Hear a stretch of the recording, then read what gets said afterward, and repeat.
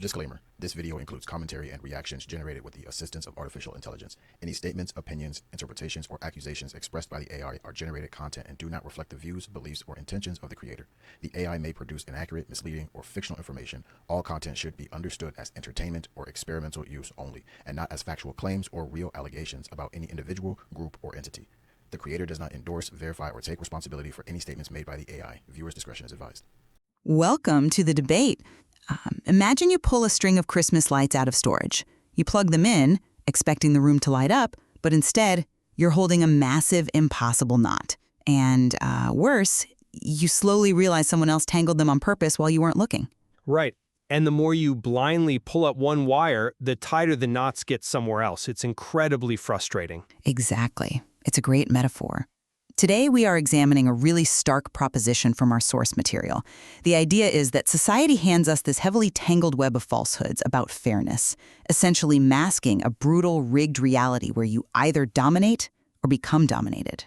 Yeah, it's a very heavy premise. It is. So I'm taking the position that recognizing this unfairness demands we continuously fight and, rebuild our psychology to achieve success. Because giving up, well, it leads only to desperation. And I'm taking the opposing view here. When a system explicitly requires you to repeatedly break your own psyche just to participate in an unwinnable, exhausting game, choosing to step back into what the material dismissively calls a quiet life of failure is actually a rational, self-preserving response. Right. So to really unpack this, we need to look at the mechanism of how we get tangled in the first place. The material draws a really brilliant, sharp line between the artificial environment of childhood and the jungle of adulthood. Mm-hmm. The playground versus the real world. Exactly. When we are children, the adult in the room actively manage our reality. If there's a conflict on the playground, a teacher steps in, assesses the situation, and literally tilts the scales to ensure a sense of fairness. It's a highly curated safety net. You fall, someone catches you, and justice is swiftly administered. Precisely. And that wires our brains to expect a savior. It wires us to believe in these fundamental rules. Things like cheaters never prosper, our hard work is always rewarded, right? Right. The justice system acts immediately. Yes. But then you hit a certain age, 25, 30, and you experience the profound trauma of the absent savior. No one is coming to tilt the scales in your favor anymore. You realize those foundational rules are completely fabricated. They're made up. Entirely made up. And once that illusion shatters, your only viable path is to adapt. You have to wake up every single day and actively untangle those false beliefs, or you will become a permanent victim to the strategists who are already dominating the system. Well, the evidence of that rigged system is certainly compelling. Look at the highly specific, really staggering example of corruption presented to us in the text. A political operative funneling a $143 million government contract to an 8-day-old company called Safe America Media. Yeah, a total shell company. Exactly.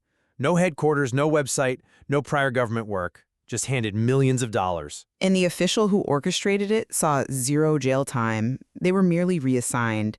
It completely destroys the childhood myth that cheaters are punished. It does, but I want to use this exact evidence to pivot because look at the math on that $143 million contract. You could work 5 lifetimes, follow every rule, grind every single day, and not even touch a fraction of that wealth. Sure, but... Wait, telling a regular person that their response to this level of systemic corruption is to just grind harder and relentlessly fight to dominate is borderline insulting. If the rules are that thoroughly corrupted, the expectation of individual dominance is absurd. I don't think it's absurd. I think it's to transition from our childhood ideals to this dark reality. The text demands that you psychologically break yourself and then rebuild yourself over and over again. I just refuse to accept that the logical response to a rigged game is the destruction of your own psyche. Opting out of a destructive paradigm isn't a moral failing, it's preservation. Look, I'll concede that reading through the sheer scale of the corruption is disheartening. It is. But we need to define what psychologically breaking yourself actually means here, because it's not about self-destruction. What is it then? It's about resolving cognitive dissonance, holding on to the belief that the world is just while simultaneously watching political operatives steal millions That creates immense physiological and emotional stress. The breaking is the necessary severing of that childhood conditioning Okay, but because the macro level justice is gone, right? The individual has no choice but to take on an immense burden of daily responsibilities to survive. If you don't control the government, what do you control? Your immediate physical reality. which brings us to the survival list. Exactly. It explains why the focus pivots so aggressively to the micro level. You have to manage your macronutrients and micronutrients, go to the gym and regulate your sleep. Right, the endless self-optimization. Well, you have to constantly learn new skills and secure your finances. And beyond the practical, you have to defend yourself. You have to defend against other bad actors, which the text sometimes refers to with somewhat archaic terms like Jezebels or demons. Yeah, archaic is putting it mildly. Sure. But what they're really pointing to are bad faith actors in romantic, personal, or professional relationships who will happily exploit your vulnerabilities if you let them. This isn't just about getting rich. This is the necessary work of basic sovereignty. It's the armor you wear so you aren't crushed. I understand the pivot to what you can control. I really do. But listen to the actual mechanism of what you just described. If you're listening to this on your commute right now, thinking about your own bills, your family, your daily responsibilities, this survival list probably sounds like a fast track to absolute burnout. It's demanding, yes. It requires a state of permanent hypervigilance. It is exactly what the environment demands. You can't let your guard down in a jungle. But is that a life? I mean, waking up every single day, viewing the world as a battlefield where you must constantly defend yourself against exploiters and bad faith actors, that requires living in an endless fight-or-flight response. The human nervous system is physically not designed to maintain that level of constant threat detection. Well, no one said adapting was easy. You brought up the tangled Christmas lights metaphor earlier, right? That we have to untangle our false belief systems bulb by bulb. Untangling lights is exhausting, yes, but it's finite. Right. The problem with this philosophy's mandate is that it asks you to untangle the lights while the power grid is controlled by corrupt politicians and the current is still on, constantly shocking you. That's a dramatic way to put it. But that is the psychological toll we are talking about. When the list requires treating every interaction as a potential threat to be neutralized, a nervous breakdown isn't just possible, it's guaranteed. I have to admit, when you frame it as a permanent fight or flight state, I see why that sounds totally exhausting. But let's look at the actual alternative you are proposing. Opting out, stepping back. You're suggesting that dropping the hypervigilance leads to peace? Yes, That if you stop fighting a rigged war, you stop accumulating casualties? precisely. You step off the treadmill. But that is not what happens. The failure to adapt doesn't lead to peace. It leads to a much darker kind of breakdown. Let's look at the people who refuse to sever their cognitive dissonance. The ones who choose to stay in Fantasyland. They eventually get dominated. Or they just check out. Right. The ones who recognize the corruption but completely give up, they don't find zen. They let themselves go. They stop worrying about their physical health. They stay isolated in their apartments and they say it just is what it is. Because they've stopped engaging with the toxic system. But they are miserable. They aren't sitting under a Bodhi tree experiencing enlightenment. They are living in quiet desperation and repressed rage until they snap. They fully realize they are victims of the dominant class, but they feel it's pointless to try because they're already too deep in the hole. I think you're projecting a lot of misery onto people who might just be tired. How can opting out be considered a rational, self-preserving defense mechanism if the guaranteed outcome is a life of silent rage and absolute victimhood? Because the alternative, the path of the so-called dominator, is arguably much worse for the human soul. You are focusing on the men who give up, but we have to look closely at the men who actually try to follow this mandate. There is a deeply tragic observation made about this exact process. We are told about guys who could not rebuild after they have been psychologically broken. Because they lack the fortitude to handle the truth of how the world actually operates. No, because the process of discarding their moral compass destroyed their humanity. Think about the specific reality we are being asked to adapt to. We are casually told about watching a known degenerate seduce and manipulate countless partners, with people coming back for more and pushing responsibilities onto good men. Yeah, that's in there. We are told about watching a president storm a country and kidnap their president just to get their way. which definitively exposes the childhood lie that violence isn't the answer. Sometimes, for the people in power, it is the only answer they use. Right, but follow that logic to its conclusion. If that is the reality you are adapting to, a reality where psychopathy is rewarded, where violence is the answer, where elites commit massive fraud with total impunity, what kind of person do you have to become to successfully dominate in that environment? You become formidable. You have to become the monster you are fighting. By demanding that people constantly break and rebuild their psychology to match a deeply sociopathic world, the dominate mindset destroys the very people it claims to be helping. When I say stepping back into a quiet life is a defense mechanism, I mean it is a defense against total moral and psychological destruction. I don't buy that. It is a way of preserving your soul in a world that demands you sell it just to compete. I'm not convinced by that line of reasoning, because you're equating the act of adapting to reality with becoming a sociopath. Setting boundaries and untangling lies does not require you to become a monster. It certainly pushes you in that direction. The mandate here isn't telling the reader to go kidnap a foreign leader or funnel taxpayer money. It explicitly states that right and wrong are up to your own morals and beliefs. It is simply showing you the reality you operate within. But it is demanding that you untangle the belief that those sociopathic actions will be punished. It requires you to accept them as valid strategies for other people. It requires you to stop waiting for a phantom justice system to act. You must stop expecting a fulfilling career and a perfect relationship to simply fall into your lap as a cosmic reward for following the rules. Well, nobody expects it to just fall into their lap. A lot of people do. And you have to establish your own microsovereignty. If you refuse to untangle those false expectations, the rage you feel when the world inevitably betrays you will absolutely consume you. That is the desperation I'm talking about. It's the cognitive dissonance of playing by a set of rules that literally no one else on the board is following. I understand the danger of that cognitive dissonance, but the fatal flaw in this universal mandate to dominate or be dominated is that the material itself inadvertently proves this is not a universal human condition. How does it prove that? By acknowledging the existence of severe privilege. We've talked about the people who give up and the people who grind every day in the middle, but there's a third group discussed in the text, the people for whom life was simply okay.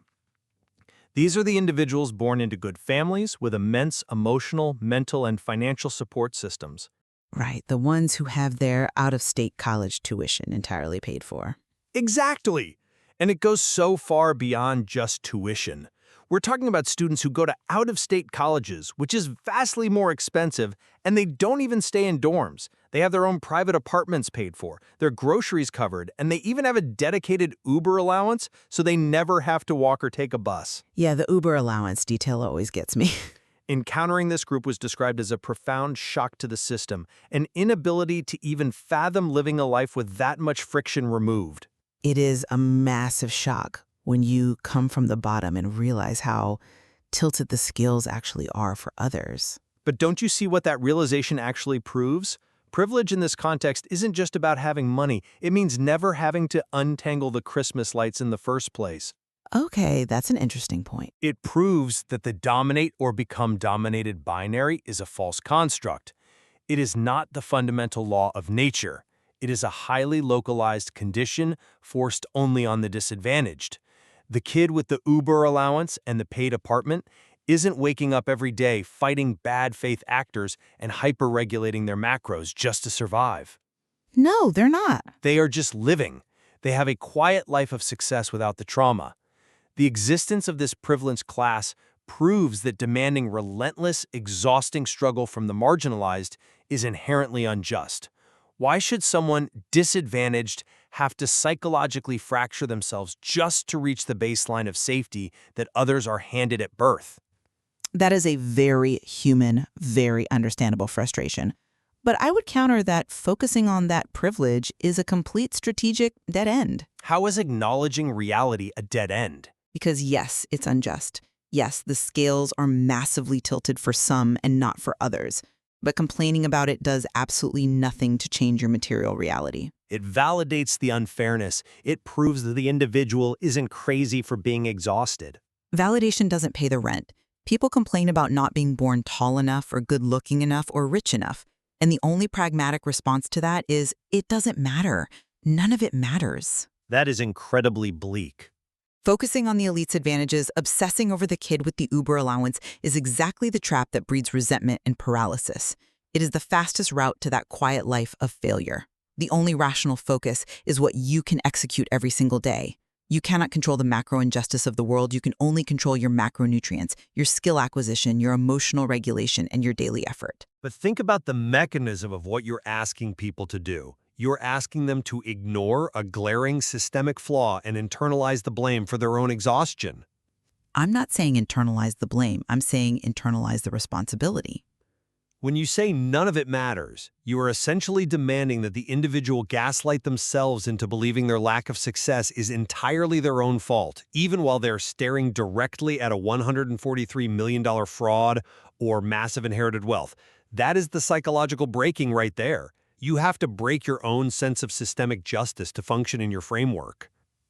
You have to break your reliance on systemic justice because systemic justice is an illusion.